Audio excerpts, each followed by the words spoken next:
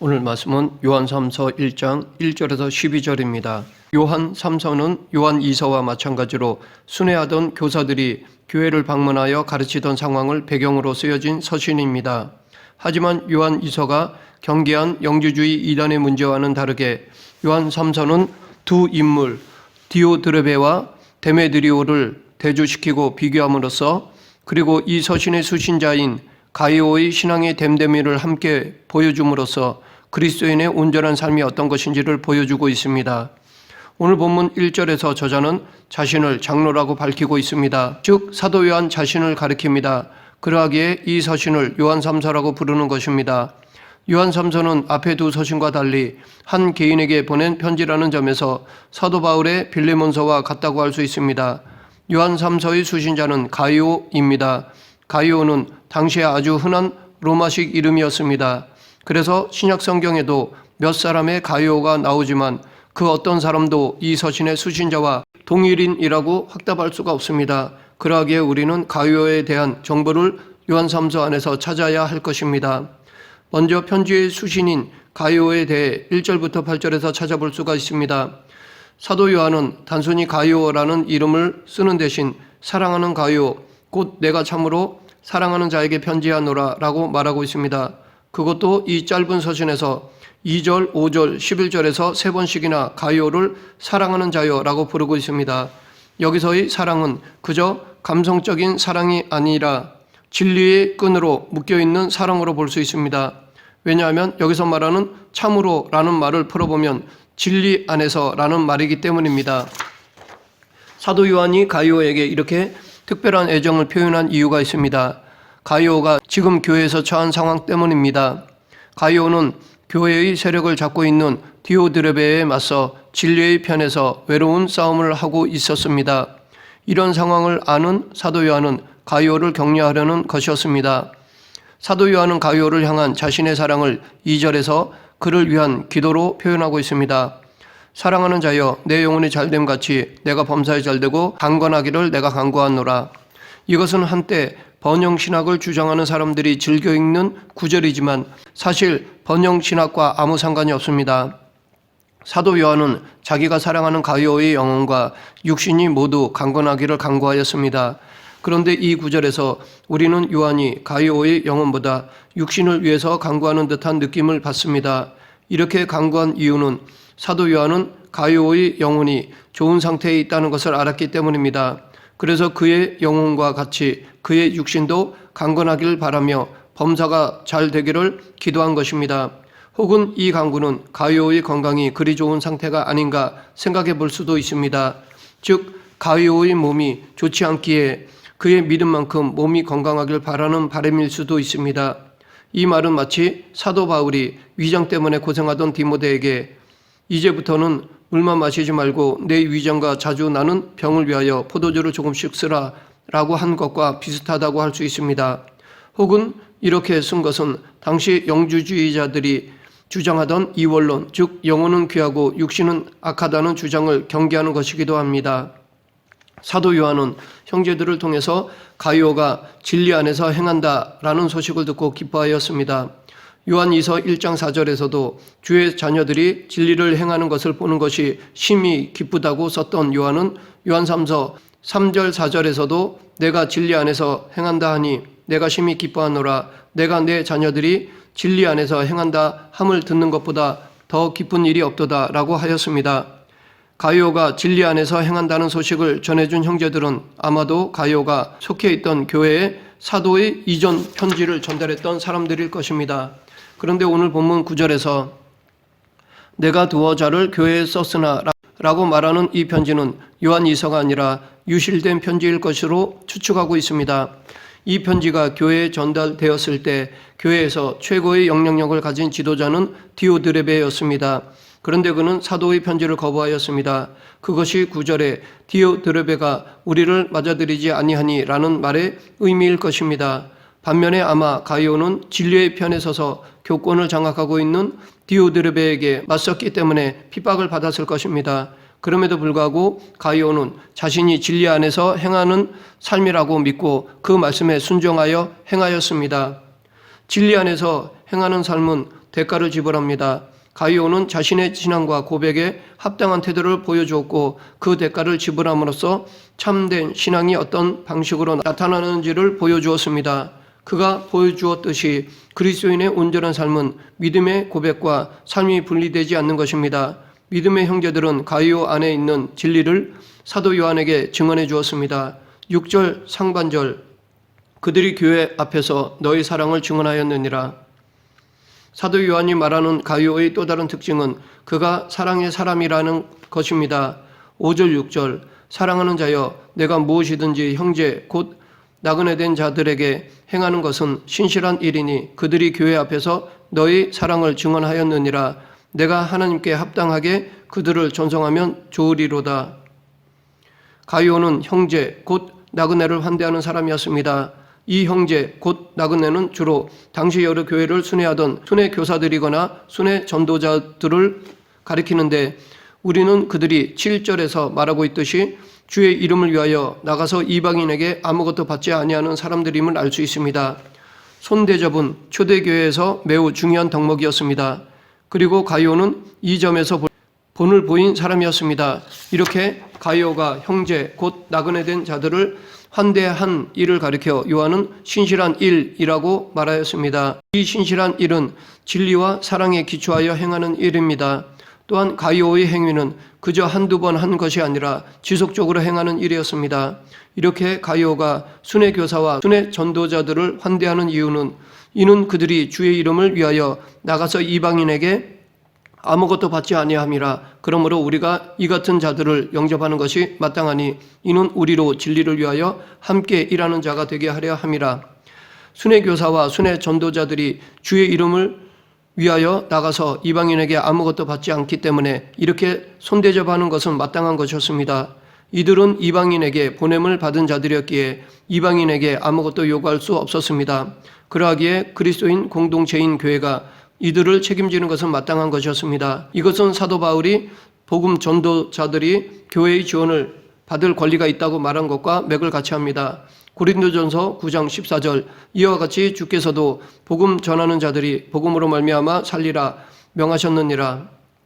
교회가 이런 복음 전도자들을 돌봐주고 보내줌으로써 교회는 진리를 위하여 함께 일하는 자로 자신을 입증하게 되는 것입니다. 교회가 진리를 위해 일하는 자라고 말한다고 그렇게 되는 것이 아니라 실제적으로 복음 전도자들을 돌보고 전송함으로써 교회는 자신을 진리를 위한 존재로 입증하는 것입니다.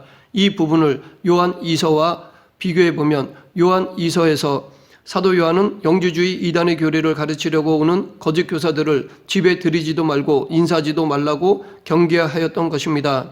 반면에 참 복음을 전하는 순회 전도자들에게는 손대접을 아끼지 말아야 하고 돌봐줘야 한다고 당부하였습니다. 우리가 이렇게 하기 위해서는 참과 거짓을 분별해야 합니다. 이것을 지금 우리에게 적용한다면 주로 선교사들을 영접하는 것과 관련이 있을 것입니다. 그들은 주의 이름을 위하여 나가서 이방인에게 아무것도 받지 않는 사람들입니다. 교회는 마땅히 그들을 돌봐야 하고 전송해야 합니다. 전송한다는 말은 파송한다는 말도 됩니다. 물론 참된 복음을 바르게 전하는 선교사인지 분별하는 것은 늘 중요합니다. 계속해서 디오드르베에 대해 살펴보면 사도 요한은 이 사람에 대해 그들 중에 으뜸되기를 좋아하는 디오드르베라고 말하고 있습니다. 그는 사도가 먼저 보냈던 편지를 거절함으로써 사도인 요한을 거부하였습니다. 뿐만 아니라 그는 교권을 장악하고 사도 요한을 비방하였습니다. 요한은 디오드르베에 관한 소식도 이 편지를 전해주고 돌아온 형제들을 통해서 들었을 것입니다. 디오드르베는 그나마 초대교회를 괴롭히던 영주주의 이단의 괴수는 아니었던 것으로 보입니다. 그는 다만 으뜸되기를 좋아하는 사람이었습니다. 이런 개인적인 야망은 초대교회에서는 하나의 실패로 간주되었습니다. 왜냐하면 예수님께서 제자들에게 누구든지 첫째가 되고자 하면 무사람의 끝이 되며 무사람을 섬기는 자가 되어야 하리라 라고 말씀하셨는데 이 말씀을 따르지 않았기 때문입니다. 디오드르베는 교회 안에서 교권을 잡는 데 성공했고 다수의 사람들이 그를 따랐을 것입니다. 한편 그와 맞서 진리의 편에 선 가이오와 소수의 성도들은 디오드르베의 세력으로부터 박해와 곤란을 겪어야 했을 것입니다. 사도 요한은 이 디오드르베가 한 일에 대해 10절에서 그가 악한 말로 우리를 비방하고도 오히려 부족하여 형제들을 맞아들이지도 아니하고 맞아들이고자 하는 자를 금하여 교회에서 내쫓는도다 라고 하였습니다. 여기서 그의 악행을 네 가지로 말하고 있습니다. 첫째는 그가 악한 말로 사도와 그에게 속한 사람들을 비방한 일입니다. 둘째는 형제들을 맞아들이지도 않는 일입니다. 가이오는 순회 전도자를 환대하였으나 디오드르베는 그렇게 하지 않았습니다. 여기서 맞아들였다라는 표현은 교회가 공식적으로 그들이 말씀을 전하도록 영접했다는 의미보다는 개인적으로 그들을 자신의 집으로 영접했다는 의미가 더 강해 보입니다. 세 번째로 디오드르베는 순회 전도자들을 환대하는 성도들이 그 일을 하지 못하도록 막았습니다. 자기가 안 할 뿐만 아니라 남도 할 수 없게 만들었습니다. 그리고 네 번째로 디오드르베는 자기 말을 듣지 않고 순회 전도자들을 영접하는 성도들을 교회에서 내쫓았습니다. 이런 사람은 교회를 망치고 허무는 사람입니다. 교회는 디오드르베와 같은 사람들 때문에 그 본질과 하나됨이 위협을 받고 있습니다. 모든 시대의 교회는 디오드르베처럼 으뜸되기를 좋아하는 사람이 있고 그런 사람들에 의해 교회는 어려움을 겪습니다. 그런데 역설적으로 이 디오드르베 같은 사람들은 으뜸되기를 좋아하는 자신의 동기로 인해 오히려 자기 신앙의 거짓됨을 증명합니다. 사도 요한은 이러한 디오드르베가 행한 일을 잊지 않고 가서 심판하겠다고 하였습니다. 여기서 행한 일 그리고 디오드르베가 한 네 가지 일 모두에서 동사는 현재 시제로 쓰였습니다. 이것은 그가 한 일은 한두 번 하고 끝난 것이 아니라 지속적으로 그 일을 계속하고 있었다는 것을 의미합니다. 여기서 사도 요한은 바울이 매를 가지고 나아가랴라고 말했던 것과 비슷한 경고를 이 디오드르베에게 하는 것입니다. 디오드르베는 교회의 직분을 가졌고 영향력과 카리스마를 가진 지도자였지만 참된 신앙은 없었습니다. 우리는 이것을 으뜸되기를 좋아한다는 것에서 알 수 있습니다. 이런 모습은 올바른 신앙과 양립할 수 없기 때문입니다. 그리고 이런 동기를 가진 사람은 결국 교회를 허무는 역할을 하게 됩니다. 사도 요한은 11절에서 다시 한번 가이오를 향해 사랑하는 자라고 부르면서 디오드르베와 같이 악한 것을 행하는 자를 본받을 것이 아니라 선한 것을 본받으라고 말하고 있습니다. 그리고 디오드르베와 같은 자는 하나님께 속한 자가 아니기에 하나님을 뵐 수 없다고 하였습니다. 이것은 비록 디오드르베가 영지주의 이단의 교리를 믿지 않았고 가르치지는 않았다 하더라도 교회 안에서 으뜸되기를 좋아하는 마음을 가진 자이기에 하나님은 그를 당신의 자녀로 인정하지 않는다는 것입니다. 이어서 사도 요한은 세 번째 인물을 소개하는데 그가 데메드리오입니다. 많은 성경학자들은 이 데메드리오가 유실된 앞의 편지와 요한 3서를 전달해 준 인물일 것이라고 추측합니다. 데메드리오는 그리스 여신 데메트로에서 온 이름으로 그가 이교적 배경을 가진 사람이라는 것을 짐작합니다. 그러하기에 사도 요한은 더더욱 데메드리오가 교리적으로나 삶으로나 신실한 하나님의 종이라는 사실을 공적으로 증명해 줄 필요가 있었는지도 모릅니다. 사도 요한은 데메드리오가 삼중의 증거를 받는 사람이라고 말하고 있습니다. 첫 번째로 뭇사람의 증거입니다. 물론 여기서 요한이 뭇사람이라고 말하는 것은 예수님을 사랑하는 성도들을 가리키는 것입니다. 으뜸되기를 좋아했던 디오드르베와 그에게 속한 자들은 분명히 데메드리오를 좋아하지 않았을 것입니다. 두 번째로 그는 진리의 증거를 받는 자입니다. 이 말은 그의 삶이 그리스도의 진리에 부합했다는 것입니다.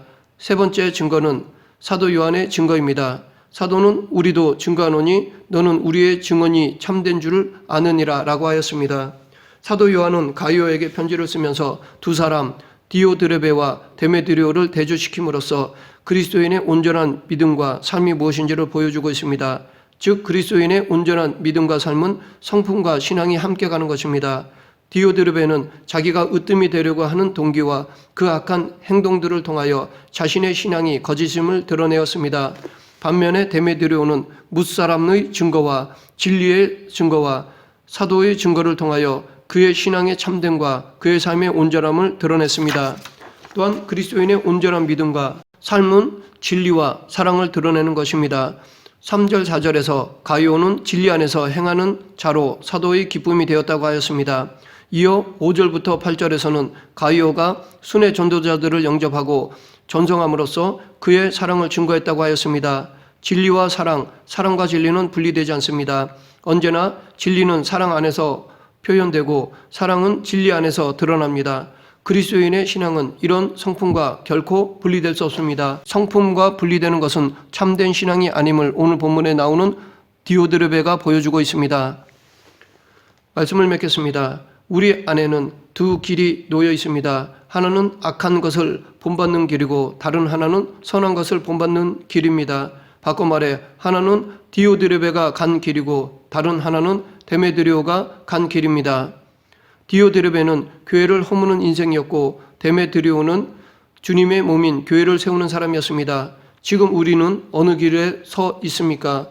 어떤 인생을 살고 계십니까? 우리 모두 데메드리오가 걸었던 길, 선한 일을 본받는 길을 걷는 그리스도인이 되길 간절히 축원합니다. 기도하겠습니다. 생사화복을 주관하시는 하나님 아버지, 참 진리의 길, 참 믿음의 길을 걸어가는 그리스도인이 되고자 하오니 성령 충만으로 의의 길을 걷게 하여 주시옵소서. 예수님 이름으로 기도드립니다. 아멘.